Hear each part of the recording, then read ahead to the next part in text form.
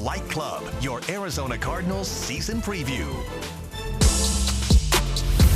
Right now on an AZ Family Sports Special, we're kicking off the start of the NFL season with an in-depth look at this year's Arizona Cardinals.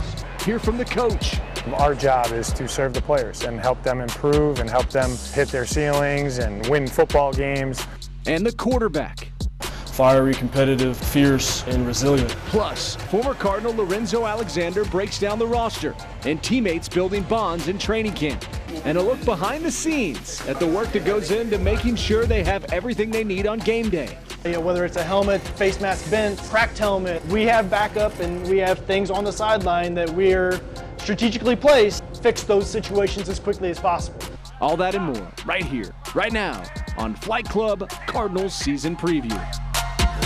And we welcome you to this AZ Family Sports Special. We're getting you primed for the Cardinals 2024 regular season. I'm Mark McClune, joined by Nick King and Julia Lopez. We both had a chance to see this team a lot in training camp. Kind of a different feel headed into 2024. Absolutely. I love what Kyler Murray's doing out there. I love the leadership. The maturity is different with him. And I feel like he's determined to win this year. Yeah. Do you remember how last year it was like, how are we going to get through the first 2 months of the season?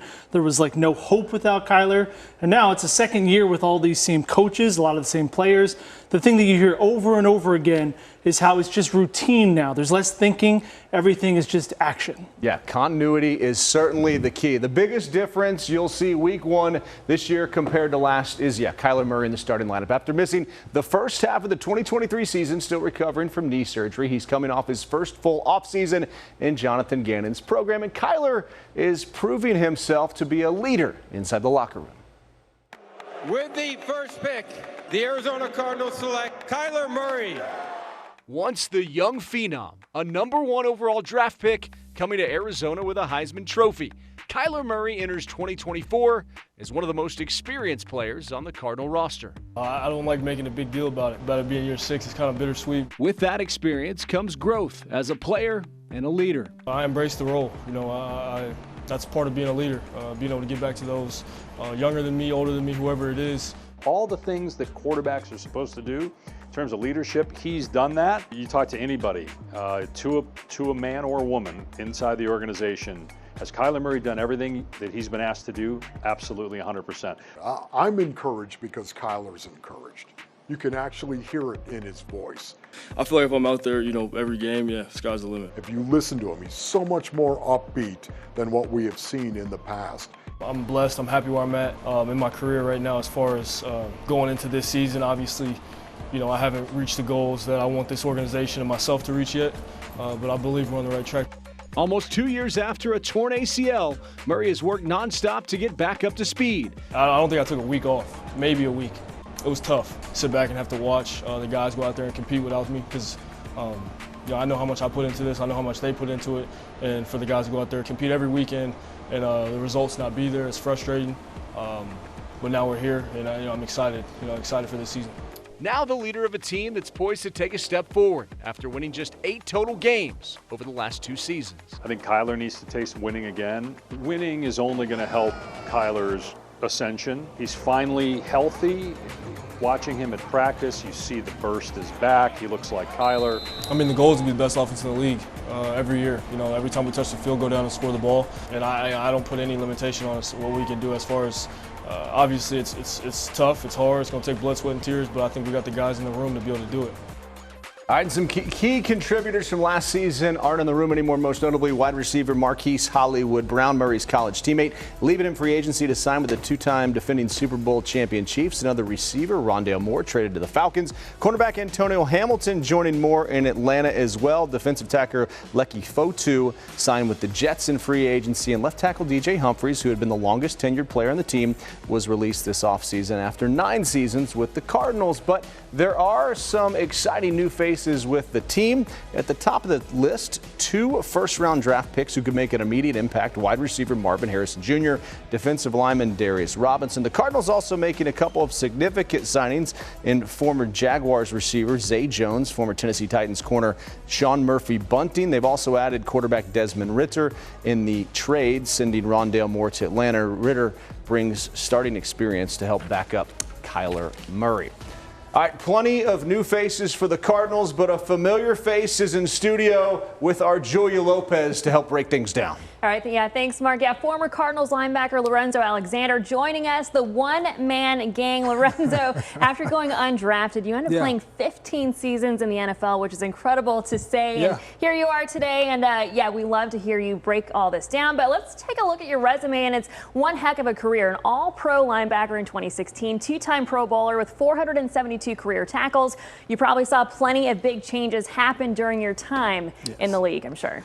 Saw a ton of changes. I mean, the kickoff rule being one of the biggest ones as we see how it has morphed in today, right? We used to kick off from the 30, could be 10 yards back and fly down, double team, the wedge, all that's gone. I think it's for the better for health and safety reasons, but it's good to see that they're still trying to make it part of the game. When you look at this Cardinals roster, just what really stands out to you? The biggest thing is how big this defensive line is. You know, going over to training camp, seeing how Monty has made an assertive effort to get bigger up front, because that was a point of concern last year as far as not being able to stop the run. And they did a really good job versus the Saints in the first preseason game. And one of the guys who's been consistent on the Cardinals is safety Budda Baker. Yes. We got to talk about him. He's entering his 8th season all with the Cardinals, and he's one of the leaders on the defense. And he's in his final year of his contract. What do you expect to see out of him? The same we always see. Budda Baker is a professional. He plays special teams. That's how he came to the league, much like me, right? So he's a blue-collar guy, understands, and it takes it, and is very grateful for these opportunities. So whether he's on his last year deal or whatever that means, he's going to show up to work every single day and lead these young guys. And I can't wait to see what he does this year, especially when you add in a guy like Darius Robinson up front that we're hoping that's going to be a bell cow as far as creating pressure so Budda can start getting some of these interceptions that he's deserved. I cannot wait to see how he does with the secondary, especially with those young guys coming through. Budda is well established. We know that. On offense, tight end Trey McBride broke out last year in his 2nd season and could take on an even bigger jump heading into year 3. Last year, McBride led the team in receptions with 81 and receiving yards with 825. What do you expect from year 3 from him? I think he's only going to get better. When you think about the people that are around him, when you think about Marvin Harrison Jr. and what he's going to bring to this, being dynamic on the outside, they're going to have to double him. I know he's a rookie, but at some point they're going to have to double him after these first 4 weeks because he is dynamic. And then when you think about Greg Dortch and what he's going to do, went out to training camp again and again, he really impressed me. Also Kyler Murray throwing dimes all over the place. So I'm just really excited. And we haven't even talked about James Conner and what he's going to do in this offense as well. And so I think they're going to be very balanced. And obviously with that, Trey McBride is going to really have another big season, I think, and get a couple more balls because there's going to be a lot of focus in some other areas. Pretty crazy that he turned into tight end 1 week 8 after Zach Ertz got hurt. That was insane to see. Well, yeah, I mean, he learned from one of the best to ever do it as well. And he's a great dual tight end, right? He blocks as well as catches balls. And I think if they continue to have that type of chemistry, I only can see him going up from here. All right, thanks, Lorenzo. Don't go anywhere. We're going to talk with him a little bit more in just a little bit.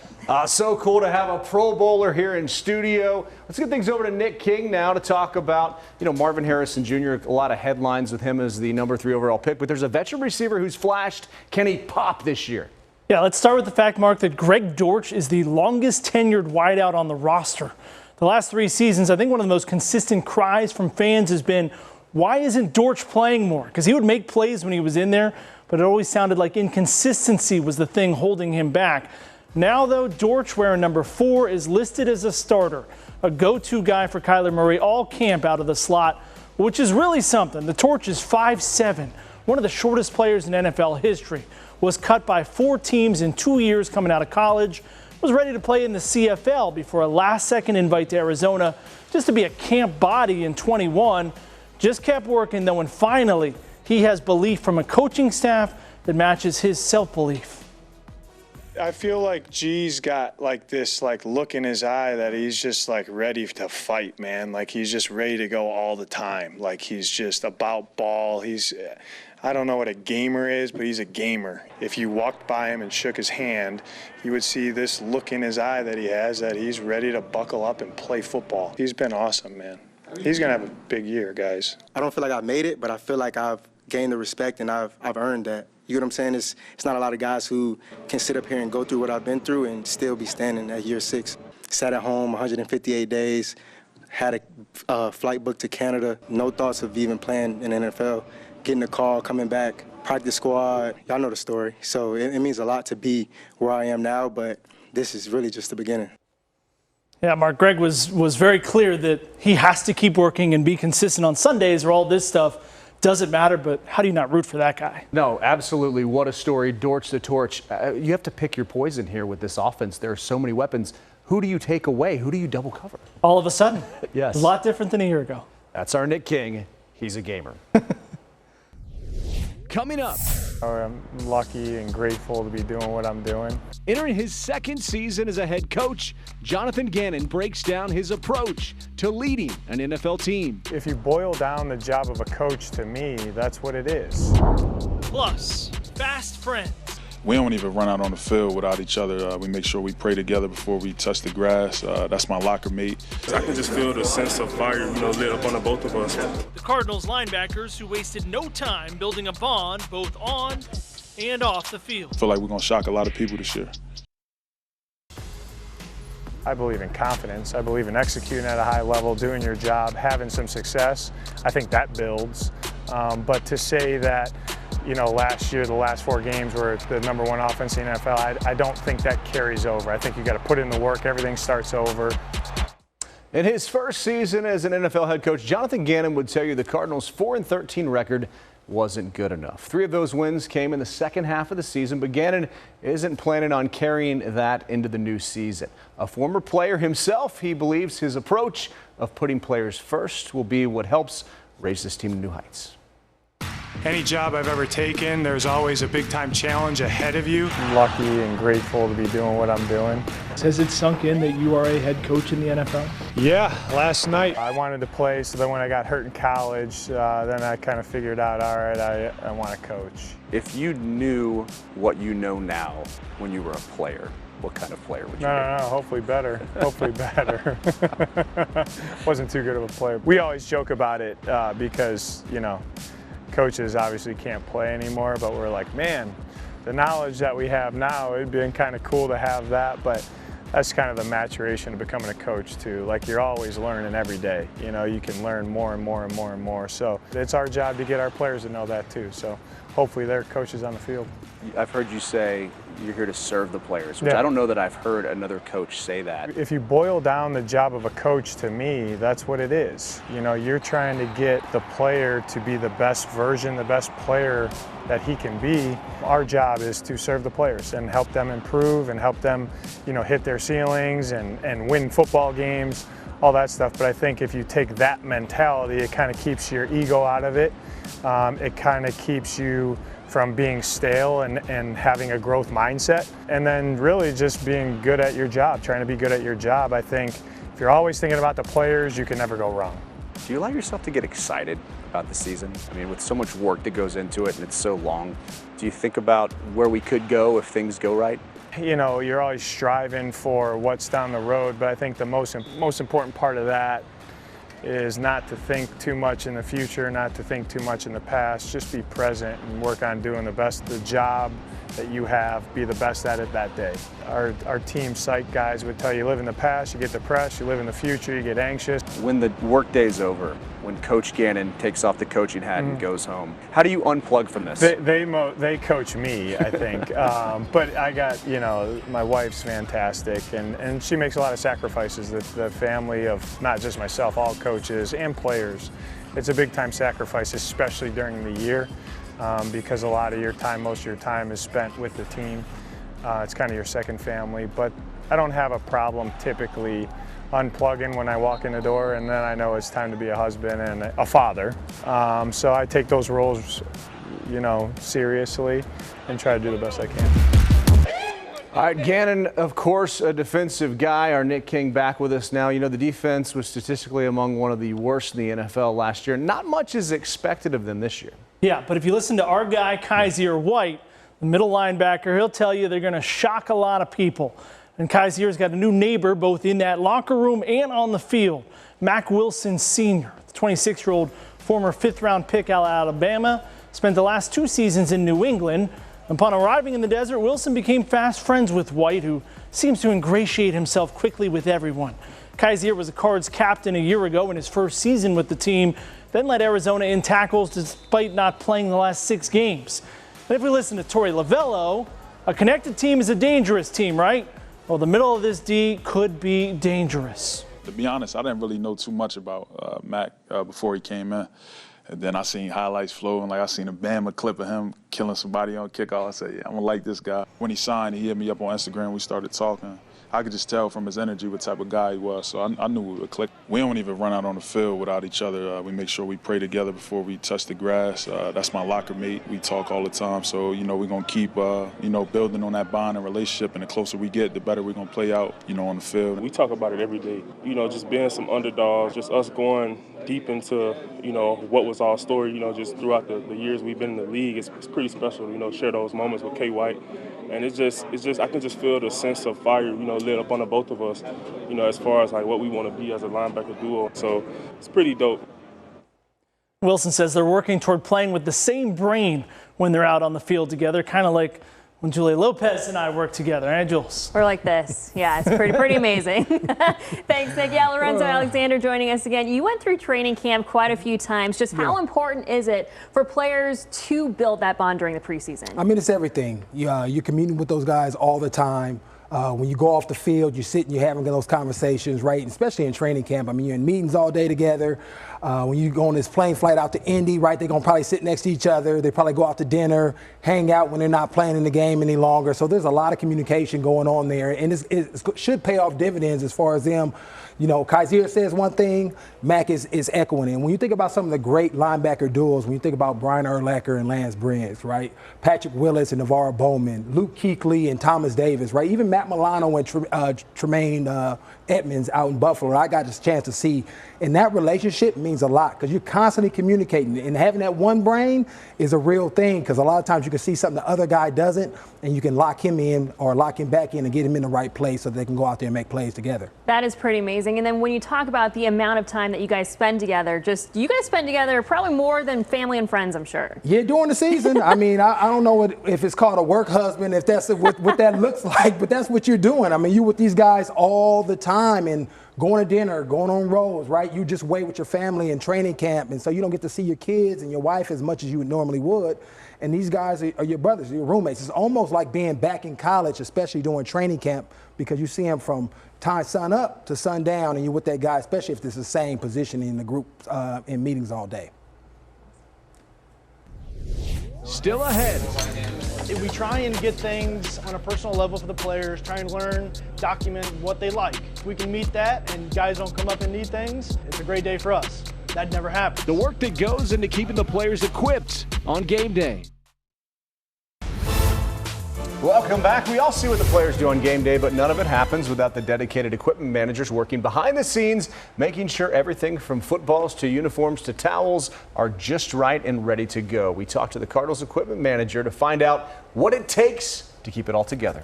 I'm Jeff Schwimmer, I'm the equipment manager for the Cardinals. We're in the background, and we're here to support. We try and get things on a personal level for the players, try and learn, document what they like. If we can meet that and guys don't come up and need things, it's great. It's a great day for us. That never happens. Guys are always needing things, changing their swag or their appearance and the way they want to have themselves looking out at practice. And it takes a lot of different things, colors, cuts, sizes. We got to have a size in every different model of shirt or pant or whether it's a girdle or you name it. We hold all of it. Typically, we'll do maybe 2 to 4 loads of laundry for coaches.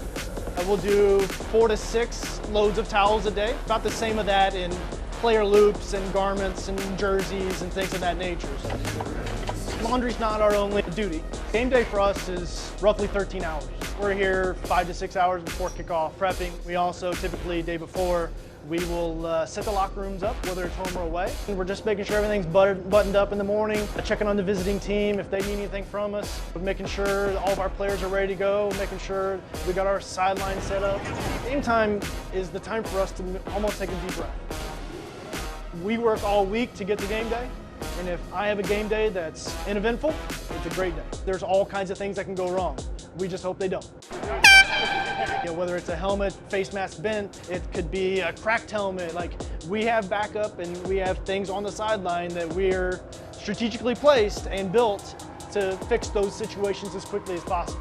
Once that game's over, we're right back. You know, everyone's showering, we're working. I've got so many players that I've really just kind of grown together with and become friends with, and I will always keep close to my heart the time that Larry Fitzgerald and I had post practices. I would throw to him, and I still do it to this day with Buda Baker. Those are the things you don't forget. It means so much to help them because we're in a service industry. You know, I'm here to make them better, and it doesn't matter what the situation is. However I can make them better, that's what I'm here for.